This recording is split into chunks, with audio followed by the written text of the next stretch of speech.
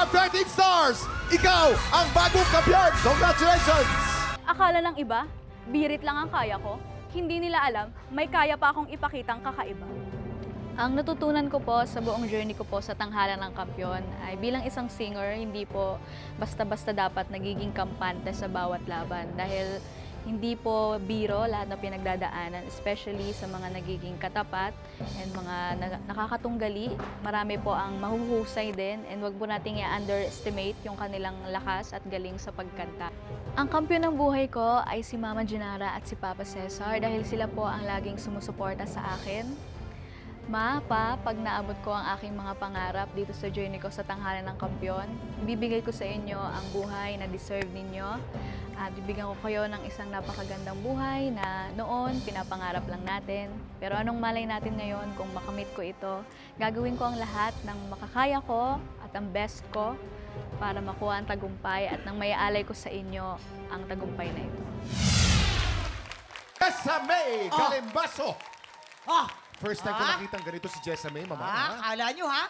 Oh, laban, di ba? Papuntang boxing na to. No, pero the sexy version of Kala Jessamay. Hindi ko alam may ganyan ka pala. Iba. Di ba? Alam mo, Yung, sorry ha, maliit siyang babae, pero yung boses niya pang choir.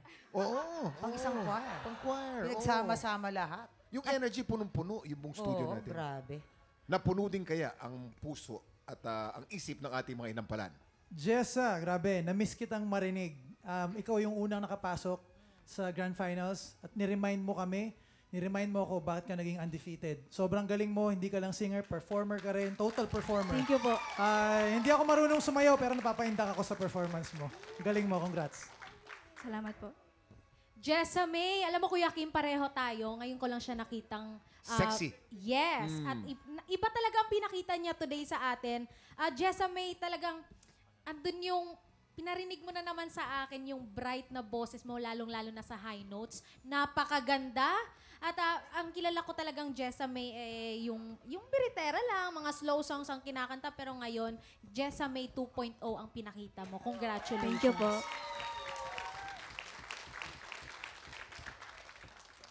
Jessamay, may sasabihin pa ba ako? Mahirap gawin ang isang bagay na hindi mo talaga ginagawa.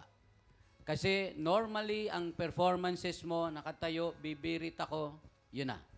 Ito, gumalaw, may pa-sexy pa, di ba? Ang hirap gawin nun.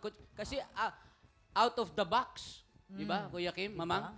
Ang hirap gawin nun, yung dati mong laging nasanay ka na sa isang bagay na ginagawa mo. Tapos, gagawa ka na ibang bagay na hindi mo talaga ginagawa. Diba? Abay, kakaiba. Yeah. Thank you po. See? Out of the box. Out of the box. Oo, para ka lang labubo na binuksan. Kala mo. Ibig sabihin niyan, versatile, di ba? Kahit ano pwedeng gawin. Ilang stars kaya ang ibibigay ng ating inampalan?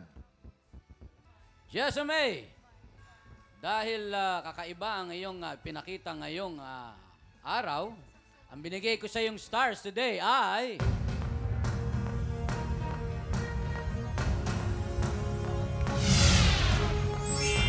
5 stars! Perfect! Ang binigay sa'yo ni Renz. Jessamay, ito ang mga between the serve mo.